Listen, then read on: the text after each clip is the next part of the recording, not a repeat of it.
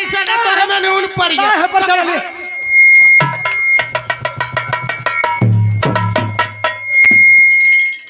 तू बतियाई बा हरचंद का दामाद तू बतियाई बा बेटा भाई का हे पर चढ़ा ले रे मौगा ले जाइते ना रे बतिया लख रे हाबुला लवा कम्मा आली हाबुला लवा आई बतिया लख हाय हे पर चल हे पर तुरंत उतार जइबी तो का समझे ले रे अपने आप के हम अपने आप के हाँ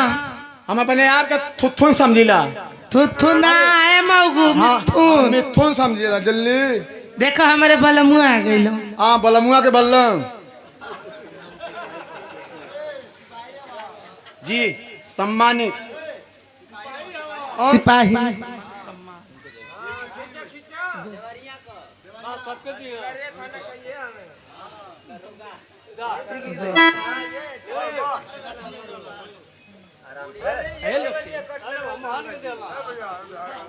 सबके सम्मान कदा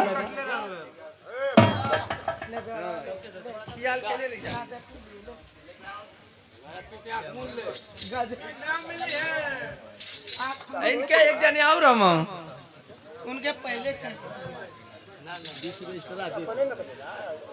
और हमारे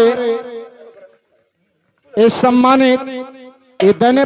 तरफ बैठे हुए भैया हमारे सभी कलाकार जितने भी यहाँ हमारे मंच पे संगीत कलाकार हैं सभी लोग का स्वागत किए हैं मैं चरणों में कोट पार्टी शुक्रिया करती है और भैया जहाँ भी रहे तरक्की करें मैडम का हो काहे मौगियाले रे तो मऊगा ना है तोरे माई बाप का सौदा है अच्छा हमारे ऐसा ना कि तोरे में नून पड़ गए तो के हल्दी लग गए दूसर कोनो रहल तो कहीं भागी गइल तब बतियाइबे तोरे सर कि हमके नून पड़ गया हाँ आता अपन ना देखत है का हमारे सारा की तो के हल्दी लग गई हाँ ना हमारे पीछे लइकन का लाइन लगल है हाँ सही इसमें कार्तिक चलत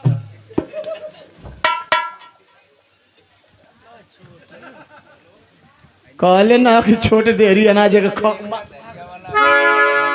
हेलो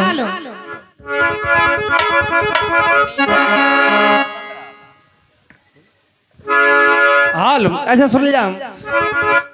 एक दो की सुन जाकर बाद ड्रामा देखल जाऊं और क्रिया खा के कहा ईमानदारी से मार साहब जब नजर से नजर मिली तब नहीं मास्टर का सही है उतना नजर से मिलावा चाहिए ना लेकिन तुहन बे नजर है उससे तुहन ऐसे गाओ तो जना तो कोनो राण में हरारू गाओ तो और क्रिया खा के कहा ईमानदारी से प्यारी नहीं हरा तक रही कि ससुरारी ले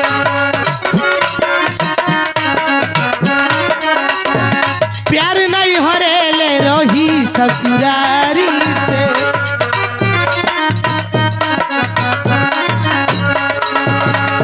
क्रिया खा के कहो ईमानदारी से क्रिया खा के कहो ईमानदारी से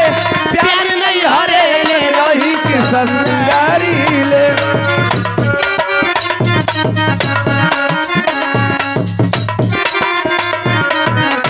और ये पुरस्कार सम्मान माता जी की तरफ से पुरस्कार बा पार्टी से नमस्कार बा और बाबूजी की आत्मा कहीं रहे जगह मिले स्थान मिले क्रिया खा के कहा ईमानदारी से क्रिया खा के कहा ईमानदारी से प्यारी नहीं हरे तक रही ससुरारी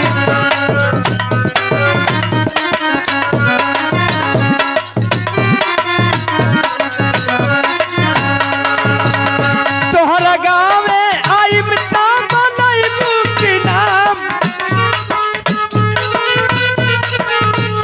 तोहरा गाँव में आई मिता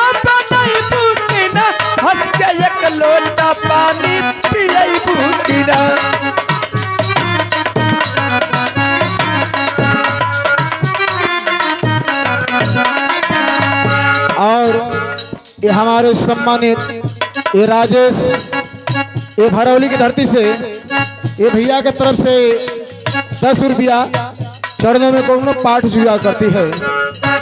तोहरा गाँव में आई बता बनाई बूटीना हंस के एक लोटा पानी पियई बूटीना।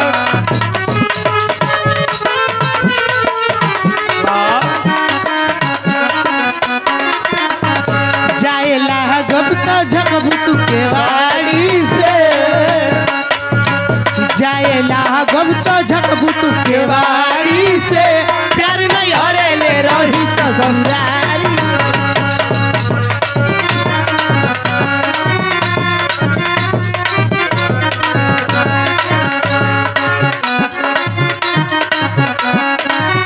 प्यार नहीं हरे ले रही ससुराली से। हल